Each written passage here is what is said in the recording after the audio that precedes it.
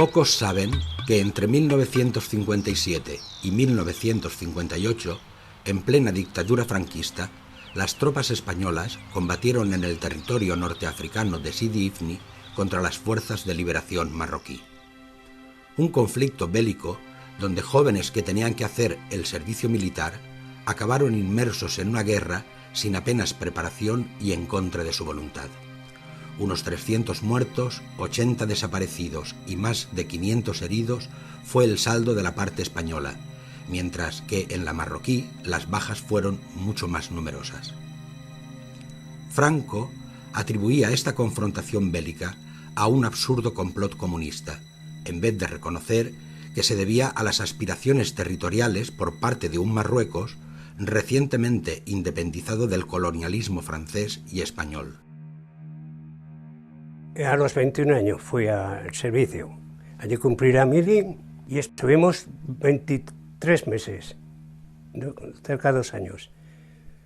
Y dejé pues aquí a los padres, a los hermanos, a mis amigos y por supuesto a mi novia, que hoy es mi mujer. En el 57 cogieron 3 letras más para ir allí, la cual yo iba con la C de Ciordia y me tocaba obligatoriamente. Al llegar a Sidi Ifni teníamos que desembarcar con anfibios. Y de allí, pues, con camiones nos subieron a nuestro cuerpo, que era Grupo Tiradores de Ifni número 1. A los 3 días nos subieron en camiones a las posiciones que ya tenían los que habían ido un poco antes de nosotros. Ya estaban posicionados en el Bullerife, famoso, aquel monte que tan renombrado fue.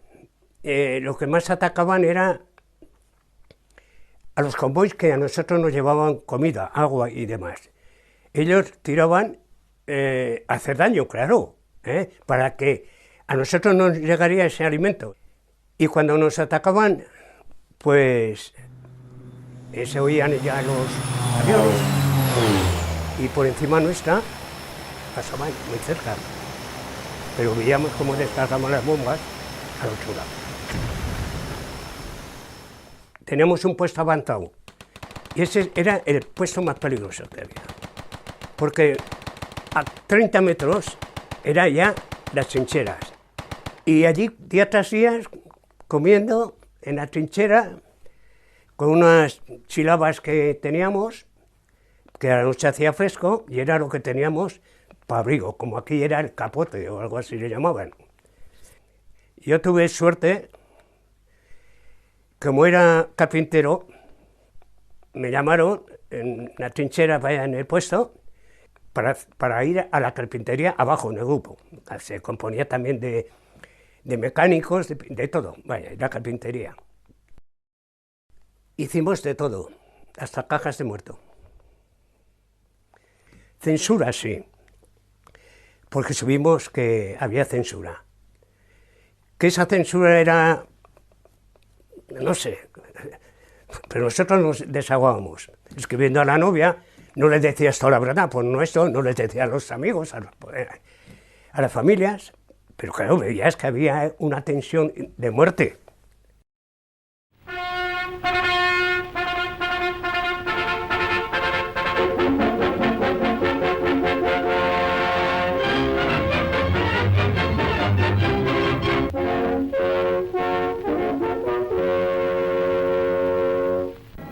Los operadores de nodo vuelan sobre el territorio de Ifni en el África Occidental Española. En esta travesía aérea de reconocimiento, en la que se pasa sobre Telata, Zoco del Arbaa de Mesti y otros lugares hasta Tiliwin, se obtienen imágenes de las posiciones donde resistieron heroicamente nuestras tropas contra la agresión de las bandas armadas que se inició, como es sabido, el 23 de noviembre y en las que se puso de manifiesto el patriotismo, el arrojo y la combatividad de las fuerzas propias hasta la llegada de las unidades de refuerzo.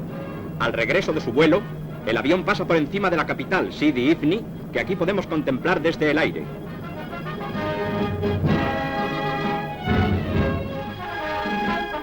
Visitan el territorio de Ifni los corresponsales del New York Times, Figaro y Paris Match, acompañados del señor Logendio, representante del Ministerio de Asuntos Exteriores, y de un comandante del Estado Mayor Central del Ministerio del Ejército. Los periodistas reciben explicaciones de la situación actual del territorio, después de los hechos de armas, y se les facilita toda la información y detalles necesarios para el cumplimiento de su misión. Un representante del Estado Mayor del África Occidental Española les hace ver el campo desde su observatorio, y también recorren algunas de las posiciones de artillería y de la infantería españolas, dispuestas siempre a cumplir con su deber.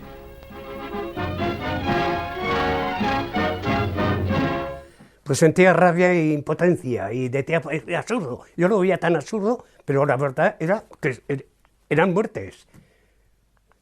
Lo veía absurdo, pero es que era una muerte, no a nivel de Estado, era el por qué. Llegábamos a Sidi con esas características, con eso, a morir. Que sí que lo iban a tomar, vuelvo a decir, lo iban a tomar Sidi. Y ahí había algo, claro, y empezaron a tomarlo hasta que la Legión y todo, fueron de Cádiz, fueron de todo, y claro, fueron los primeros que toparon con ellos. Claro, de ahí retrocedieron hasta el Bullerife abajo, que era el Bullerife, la cota más defensiva que podía tener España, ofensiva y defensiva. Y la gente estaba, los soldados, pues estábamos, que como veíamos tanto tiro, tanto movimiento del ejército, tanto ir y venir y trasegar de Las Palmas, que decían que en Las Palmas había otro batallón para ir, pues eso nos daba una impresión tremenda de... Pero ya estábamos allí y con todas las consecuencias. Si ibas a volver o no ibas a volver. Si te iban a mandar otra vez al monte o... que estabas con peligro, sin guardia, pero con peligro. Porque un mortero te va ahí, punto. Como fue. Un junio creo que era, la víspera del Corpus Christi, me acuerdo. A las 11 de la mañana nos tiraron media docena de morteros. Ya estábamos un poco como en camo. O sea, aquí terminamos nuestro... Hubo suerte, pero con 4 heridos, porque uno cayó en unas rocas que había allí y las dejó negras, o sea, el estallido. Ese fue el más cercano a donde yo estaba, el más cercano, pero claro, tiraban morteros de 120, de 50, de 120, que no eran tirabiques. Y otra vez la Legión los veías de nuevo, y los aviones también, y los retrocedían, pero claro, hasta que de esto, enseguida daban la vuelta. No sé, militarmente pues sería que no podían pasar la línea, o no sé. O los mandos eran así, no lo sé. Uno de los momentos más duros eran en el puesto mando. Ahí estaba solo. Cómo explotaba una tabaiba, como esto. Eso era las 3 horas cuando te tocaban las más dramáticas que tenías en tu cuerpo. Era una impotencia, todo era que venían a por nosotros. Sí, porque a 50 metros, y a la noche, una explosión de esas iluminaba. ¡Oh! ¿Entiendes? Y había piedras que se corrían un poco, con el estallido. No toda la noche era así, pero a muchos días así. Y cómo bajabas arrastrándote abajo, y como al llegar abajo había un socavón así, que tú te metías, te echabas. Nos colocaban un alambre, que nos metían así, como si sería una pulsera, y el alambre estabas así. Cuando menos pensabas, te tiraban, para que estarían seguros de que no te habías dormido, que no te había pasado nada y tal. Y cuando más, otra vez. Y así era un sobresalto tremendo. Y de ahí ya estaba todo colocado. Bombas aquí, la otra bomba ahí, el trípode con toda la cinta, y así, echado, de costado. Te dolía todo el cuerpo, pero vaya.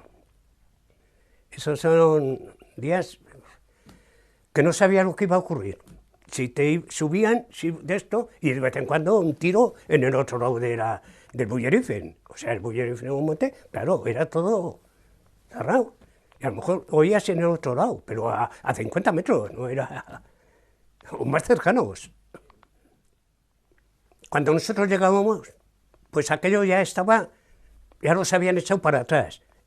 Parecía ser, y fue así, que los marroquíes querían conquistar Sidi Ifni.